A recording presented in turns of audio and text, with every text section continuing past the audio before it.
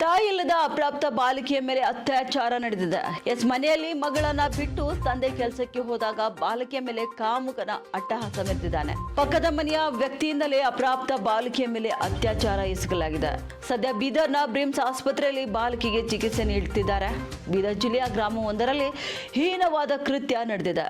35 ವರ್ಷದ ವ್ಯಕ್ತಿಯಿಂದ 8 ವರ್ಷದ ಬಾಲಿಕೆಯ ಮೇಲೆ ಅತ್ಯಾಚಾರ ಎಸಗಲಾಗಿದೆ. ಮೇ 7ರಂದು ನಡೆದಂತ ಘಟನೆ ತಡವಾಗಿ ಬೆಳಕಿಗೆ ಬಂದಿದೆ.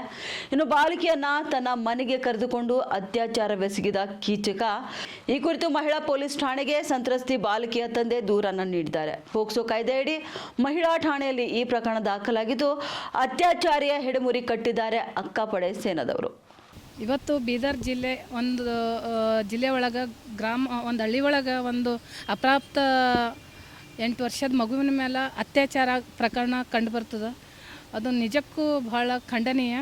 ಅಂಥ ಒಬ್ಬ 35 ವರ್ಷದ ಮನುಷ್ಯ ಅವನಿಗೆ ಮಕ್ಕಳಾಗಿ ಮದುವೆ ಆಗಿದ್ರು ಕೂಡ ಆ ಮಗುವಿಗೆ ಸತತವಾಗಿ 3-4 ಸಲ ರೇಪ್ ಮಾಡಿರ್ತಾನೆ. ತಾಯಿ ಇಲ್ಲದ ಮಗು. ಇಂಥವ್ರನ್ನ ನಿಜವಾಗ್ಲೂ ಗಲ್ಲು ಶಿಕ್ಷೆಗೆ ಏರಿಸ್ಬೇಕಂತೇಳಿ ನಾನು ರಿಕ್ವೆಸ್ಟ್ ಮಾಡ್ತಾಯಿದ್ದೀನಿ. ಯಾಕಂತಂದರೆ ಒಂದು ಮಗು ಅನ್ಲಾರ್ದೇ ಅವ ಅಷ್ಟರ ಮಟ್ಟಿಗೆ ಕ್ರೂರ ಮಟ್ಟಿಗೆ ಅವಳ ಮೇಲೆ ಅತ್ಯಾಚಾರ ಮಾಡಿರ್ತಾನೆ. ಹಂಗಾಗಿ ನನ್ನ ಗಮನಕ್ಕೆ ಬಂದಿರ್ತದೆ. ಅದನ್ನು ಕೂಡಲೇ ನಾನು ಅಕ್ಕಪಡೆಗೆ ಗಮನಕ್ಕೆ ತರ್ತೀನಿ. ನಿಜವಾಗ್ಲೂ ಅಕ್ಕಪಡೆ ಮತ್ತು ಜಿಲ್ಲಾ ಪೊಲೀಸ್ ವರಿಷ್ಠಾಧಿಕಾರಿ ಅವ್ರಿಗೆ ನಾನು ಥ್ಯಾಂಕ್ಸ್ ಹೇಳಲೇಬೇಕು. ವಿತಿನ್ ಒಂದು 10 ಮಿನಿಟ್ಸಲ್ಲೇ ಆ ಮಗುವಿಗೆ ರಕ್ಷಣೆ ಮಾಡ್ತಾರೆ. ಮಗುವಿಗೆ ರಕ್ಷಣೆ ಮಾಡಿಬಿಟ್ಟು ಮತ್ತು ಆರೋಪಿನ ಅರೆಸ್ಟ್ನೂ ಕೂಡ ಮಾಡ್ತಾರೆ. ಮಾಡಿ ಇವತ್ತು ಆ ಮಗುವಿಗೆ ರಕ್ಷಣೆ ಮಾಡಿದ್ದಾರೆ. ನಿಜವಾಗ್ಲೂ ನಾನು ಅಕ್ಕಪಡೆಗೆ ಧನ್ಯವಾದ ಹೇಳ್ತೀನಿ.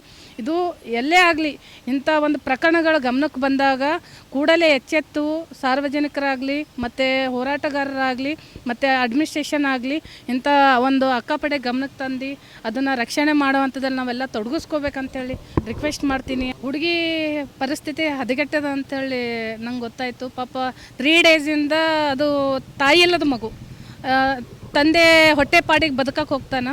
ಅದು ಯಾರಿಗೆ ಹೇಳ್ಕೋಬೇಕು ನಾವು ನೋಡಿದ್ರೆ ಭಾಳ ಒಂದು ದೊಡ್ಡ ಅಟ್ಟಹಾಸ ಮೆರೆದಿದ್ದಾನೆ ಆ ಮಗುವಿನ ಮೇಲೆ.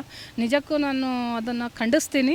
ಹಾಗಾಗಿ ಇದನ್ನು ಕೂಡಲೇ ತಕ್ಕ ಶಿಕ್ಷೆ ಆಗಬೇಕಂತ ನಾನು ರಿಕ್ವೆಸ್ಟ್ ಮಾಡ್ತೀನಿ.